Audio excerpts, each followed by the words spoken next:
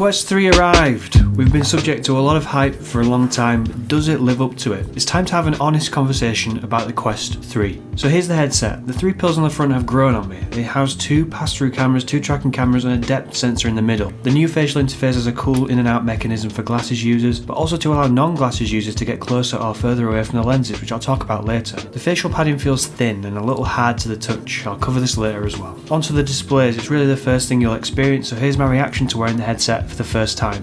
Whoa. Okay, the logo's 3D. The intro logo is 3D for once. Wow. Whoa. Wow. Man, that is crazy.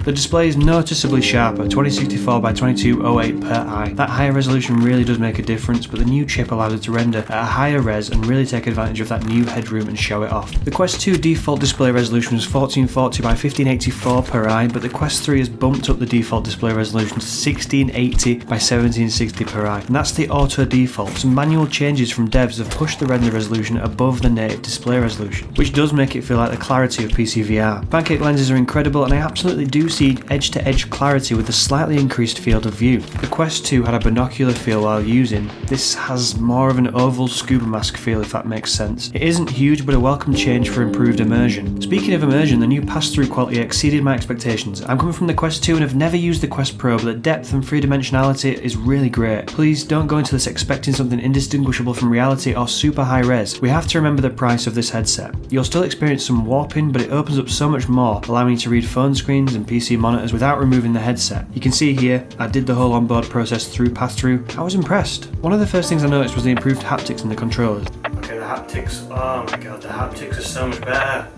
They feel great. Quest 2 haptics were outdated on release. These feel more like the haptics on Switch controllers, for example. I can't wait to see devs utilise this more. Speaking of the controllers, they feel great in the hand, slightly lighter, which I'm enjoying, and the tracking feels improved in the 10 hours I've played so far. With the usual pain points like archery and aiming down rifle sights stacking the controllers, I had zero issues, which is a huge improvement over the Quest 2 controllers. The multimodal tracking, which is controller and hand tracking simultaneously, does need some refinement. When I'm resting my hands watching media, it seems to flicker between the two tracking types, unsure of what I want. But I'm sure software updates over the life of the headset are going to do some amazing things, like we saw with the Quest 2. Battery life so far seems like it'll be similar to Quest 2 controllers, which were amazing. The new battery door is definitely a welcome addition too, however, I did feel myself squeezing it accidentally during more tense gaming sessions, something I need to get used to with how I hold the controllers. Overall, the Touch Plus controllers are a definite step up, and the sound is much improved too. According to Meta, the speakers on the headset are 40% louder and have improved bass, which I absolutely can't dispute. These things can go loud. Not many of you will be playing at full volume, however, it's just so damn loud. The bass is definitely better, and I actually think the range and clarity is improved too. At full volume you do lose some of that clarity and crispness, and it does muddy a little, but like I say, nobody's going to be playing day to day at full volume. I've been keeping it around a third of the total level. Spatially it feels improved too, most likely helped by the fact it has an additional opening at the top of the arms. There's a lot of sound bleed, so you'll struggle to avoid people around you hearing audio from the headset, but it's a fair trade-off.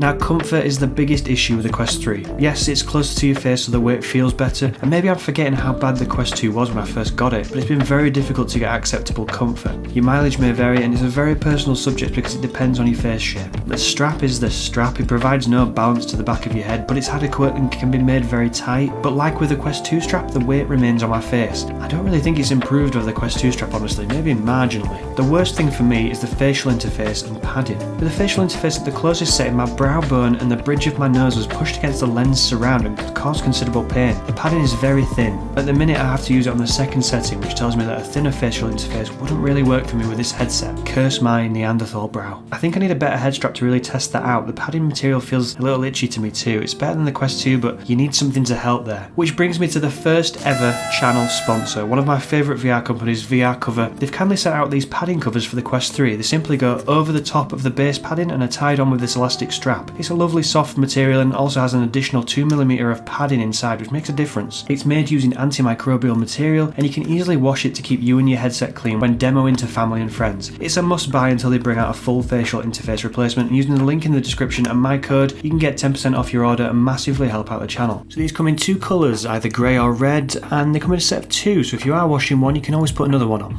I think this is currently the best stopgap product between replacing the full facial interface, which I'm sure will come at some point, but it's a great product for now and I highly recommend it.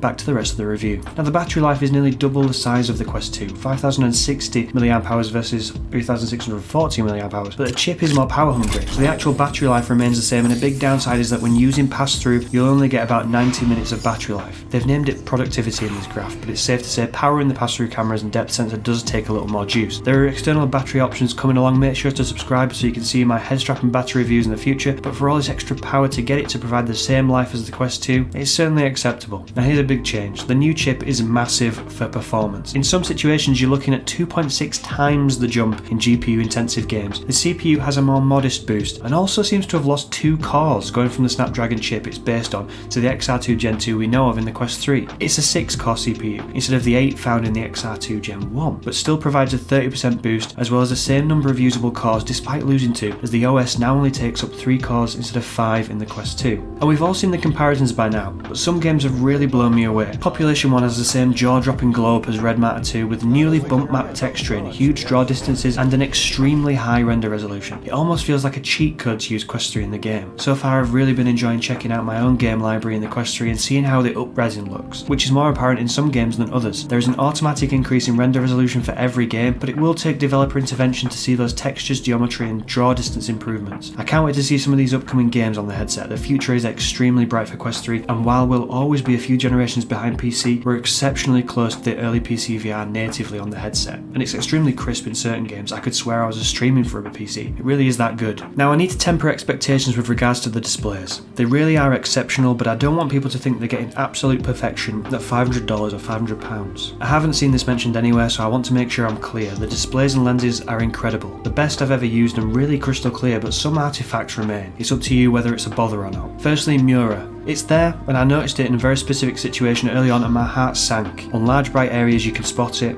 I need to preface that it's very minimal. Since first seeing it, it's been worrying me less and less as I've been playing. 99.9% of situations you can't see it, but I need to be clear that it is there, as everyone else who got it early have said that it doesn't have Mura, which just isn't true. And just to provide further backing, sadly it's Bradley confirmed he saw it too, and also Airlink creator and former Meta or Oculus legend Amanda Watson confirmed the same. It's the same situation with the screen door effect. I think you need 4 or even 8K per eye to lose screen door effects completely. Don't get me wrong, it's so minimal it's almost imperceptible and it isn't going to ruin immersion, but if you look for it, you can see that space between the pixels. Now something I wasn't aware of is the orange glow around the edge of the pancake lenses. Apparently something people didn't like in the Quest Pro. On a black screen you can see it faintly, but it never bothered me, and it actually never stood out to me at all until reading about whether it had remained from the Quest Pro. It's really not a big deal though. Glare is still present too, but nothing like the God rays on the Quest 2 or PSVR, which would streak right across the full view in some cases. It's more like a foggy highlight when it's white on black. Way more minimal than anything else I've ever seen in VR headsets, and definitely not a deal breaker. Again, the edge-to-edge clarity is incredible. Edge-to-edge brightness is pretty good, but there is visible light drop-off at the very edges, which doesn't bother me either, but worth noting. The binocular overlap isn't as foolproof as on the Quest 2. I think that once I replace the facial interface and get the optics close to my face at the right angle, I can improve this. Basically, on dark screens you can see the inside edge of each lens crossed over. It's hard to explain without seeing it yourself, but it isn't a deal breaker. Just minimise it with the right IPD and right placement. Now I'm not here to rag on the displays, by the way. I just want everyone to be aware of the small artifacts present so they don't think they have a bad headset when most responses to them is that the perfection.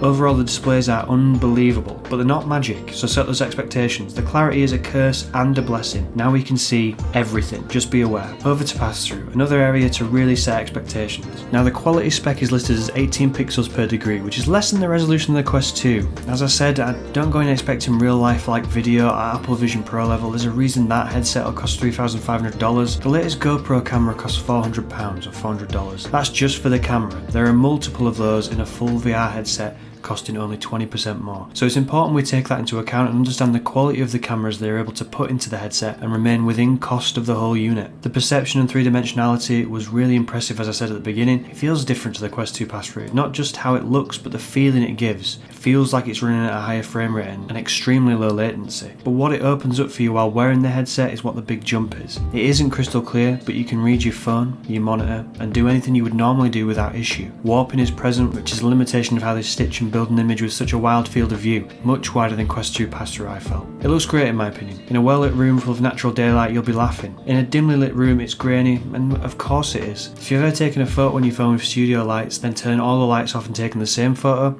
you'd think they were different cameras. This is a physical limitation of the small sensors. Even large sensor expensive photography cameras struggle in low light. Apple have had years of machine learning to improve low light photography, but it's still only software which improves this. The hardware continues to have limitations from a physical standpoint. When you understand this, Quest 3 pass-through is impressive. Just turning on your main room light at night doesn't provide enough light, trust me. Everything needs to be in focus, which means the lenses need to be stopped down, which means they need more light. They need to run at a higher frame rate, which means they need more light. The blurriness occurs when the software opens the shutter or decreases the shutter speed to gather more light. They're using tiny digital camera sensors which, guess what, need more light. Everyone needs to understand this and realise how impressive the Quest 3 pass-through is. So do I recommend it?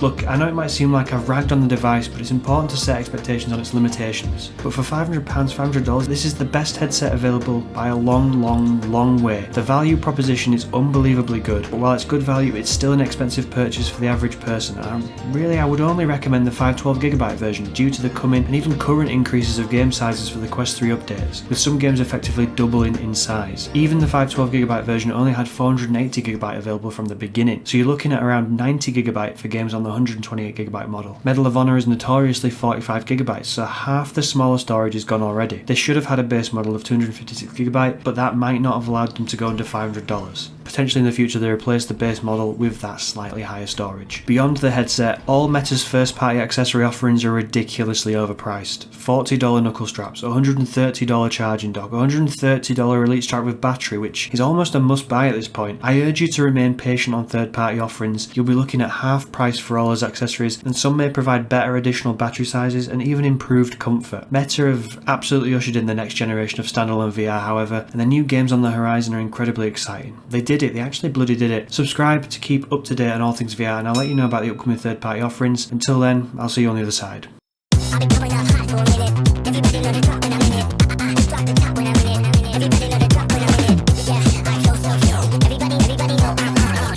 When it click through to the system, it's supposed to be a slow beat.